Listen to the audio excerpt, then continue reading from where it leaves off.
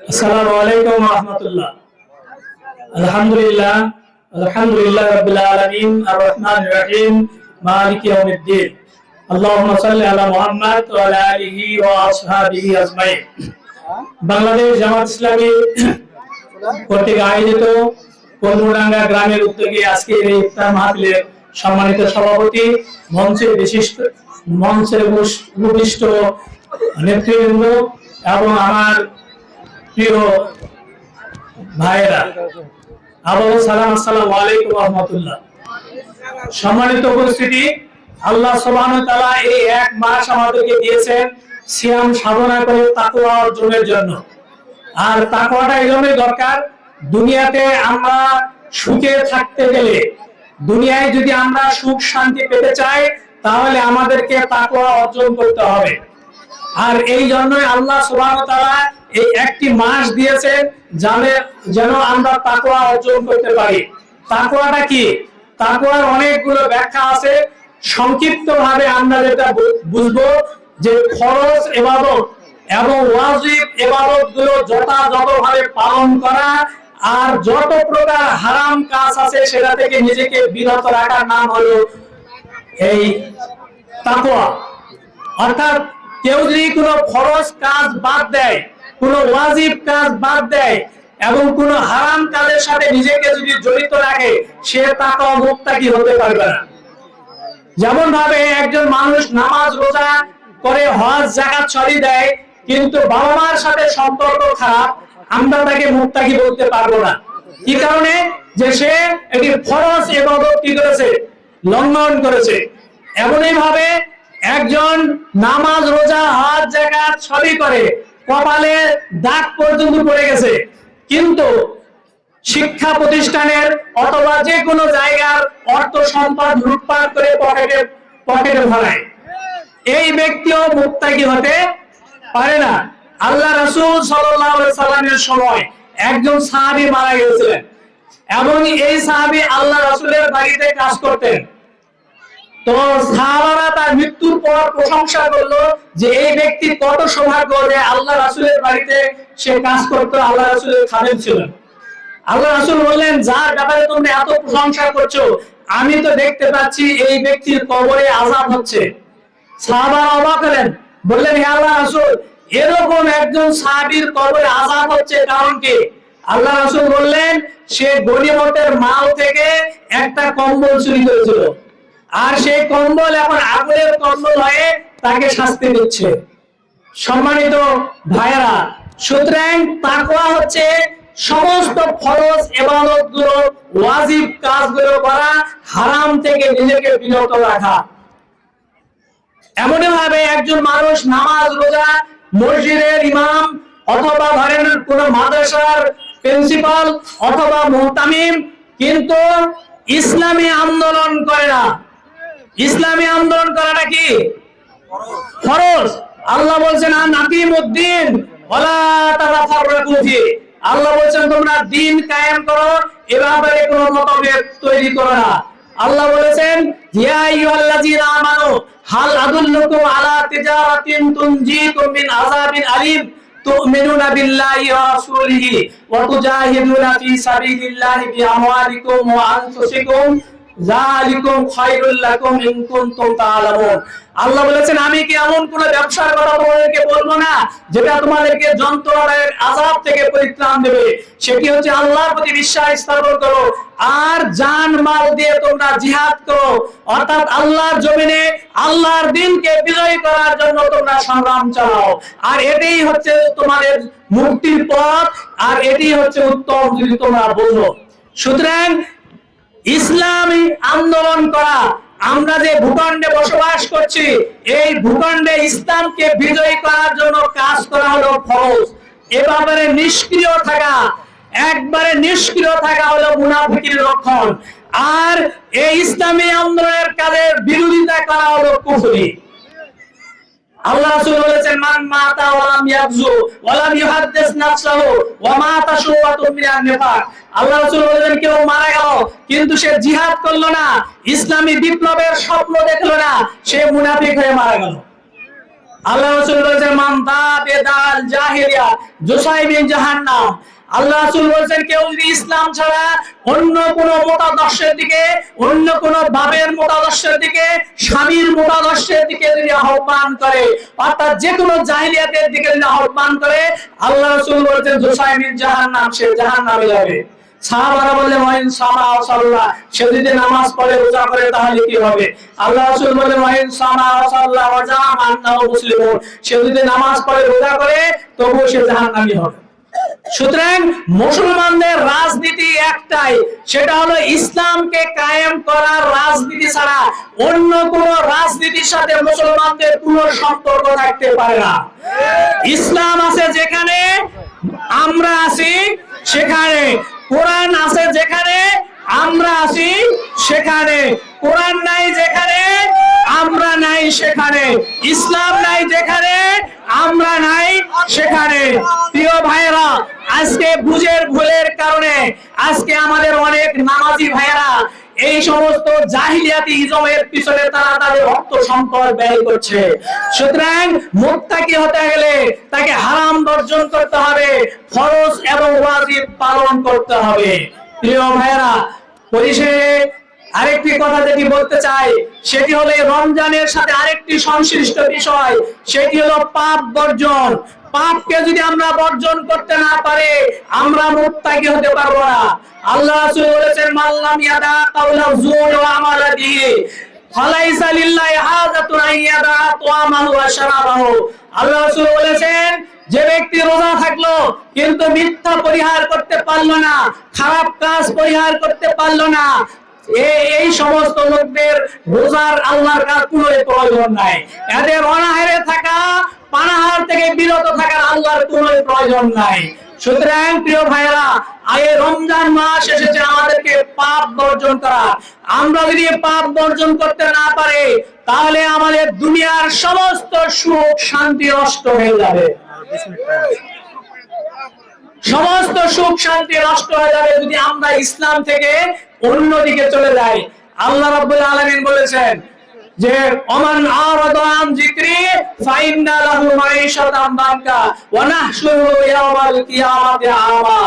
আল্লাহ সুবহানাহু ওয়া তাআলা ইরশাদ করেছেন যে ব্যক্তি ইসলাম থেকে আর আল্লাহর কোরআন থেকে, আল্লাহ থেকে মুখ ফিরিয়ে নেবে, আল্লাহ বলেছেন আমি তার দুনিয়ার সুখ শান্তি সব কেড়ে নেব।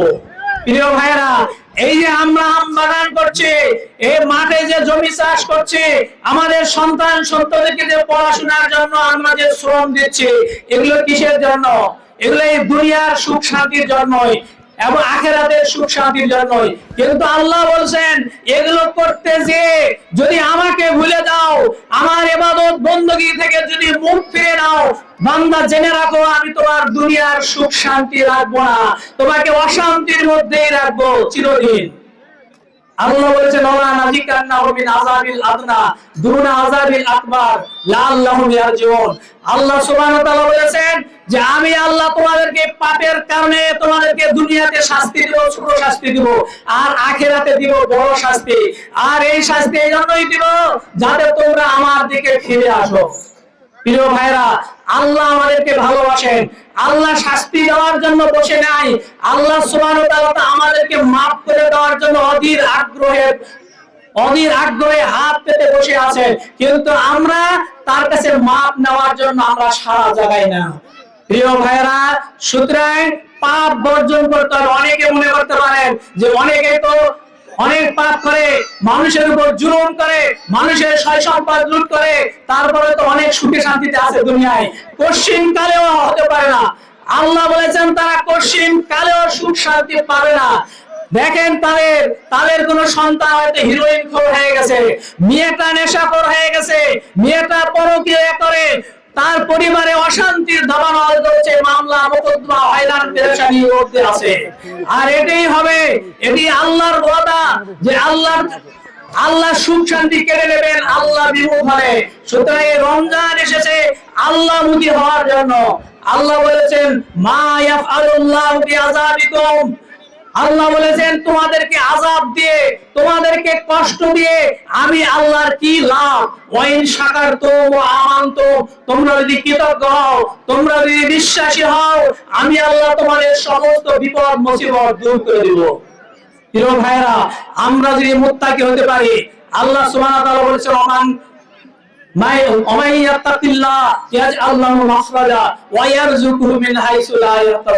আল্লাহ সুবহানাহু ওয়া তাআলা বলেছেন কেউ যদি মুত্তাকি হতে পারে, আল্লাহ বলেছেন আমি তার যখনই যে কোনো সংকটে বিপদ মুসিবতে পড়লে আমি আল্লাহ তার মুক্তির পথ বের করে দেব, আর এমন উৎস থেকে রিজিক দেব যা সে কল্পনাও কোনোদিন করতে পারবে না। আজকে আমার সন্তানের চাকরি হয় না, আমার মেয়ের বিয়ে হয় না, এই সমস্যার একটাই সমাধান। আল্লাহ বলেছেন ওমাইয়াত্তাকিল্লাহ ইয়াজআল লাহু মাখরাজা ওয়া ইয়ারযুকহু মিন হাইসু লা ইয়াহতাসিব। আমাদেরকে তাকওয়া অর্জন করতে হবে। আল্লাহ বলেছেন যে আল্লাহ বলেছেন কেউ যদি মুত্তাকি হয়, আমি আল্লাহ তার দুনিয়াতে ইসলামের পথে চলাটা সহজ করে দেব। আল্লাহ বলেছেন ওয়ালাউ আন্না আহলুল কুরআ আমানু ওয়াত্তাকু লাফাতাহনা আলাইহিম বারাকাতিম মিনাস সামাওয়াতি ওয়াল আরদ। আল্লাহ বলেছেন কোন গ্রামের লোক, কোন এলাকার লোক তারা যদি বিশ্বাসী হয়, তারা যদি মুত্তাকি হয়, আমি আল্লাহ আসমান এবং জমিনের বারাকার দরজা খুলে দেব। সুতরাং আসুন আজকে আমাদেরকে মুত্তাকি হতে হবে, পাপ বর্জন করতে হবে। প্রিয় সংগ্রামী ভাইরা, আমরা একটা অসৎ নেতৃত্ব যদি, তাকওয়াহীন নেতৃত্ব যদি সমাজে থাকে কি অবস্থা হয় আমরা 15 বছর থেকে দেখলাম। 15 বছর আমাদের মুখের ভাষাটাকে কেড়ে নেওয়া হয়েছিল। চায়ের স্টোরে কথা বললে আমাদেরকে জেলখানায় পাঠানো হতো, এমনকি আমাদের নেতৃবৃন্দকে অন্যায়ভাবে ফাঁসিতে ঝুলানো হয়েছে, আয়না ঘর তৈরি করে সেখানে নির্যাতন করা হয়েছে, কাউকে 8 বছর, কাউকে 10 বছর। এদেশের কোটি কোটি টাকা সম্পদ লুটপাট করা হয়েছে। প্রধানমন্ত্রী নিজেই বলেছেন শেখ হাসিনার যে পিএস, এই পিয়নেরই 400 কোটি টাকা ব্যাংক ব্যালেন্স, এই দেশটাকে পঙ্গু করে দেওয়া হয়েছে।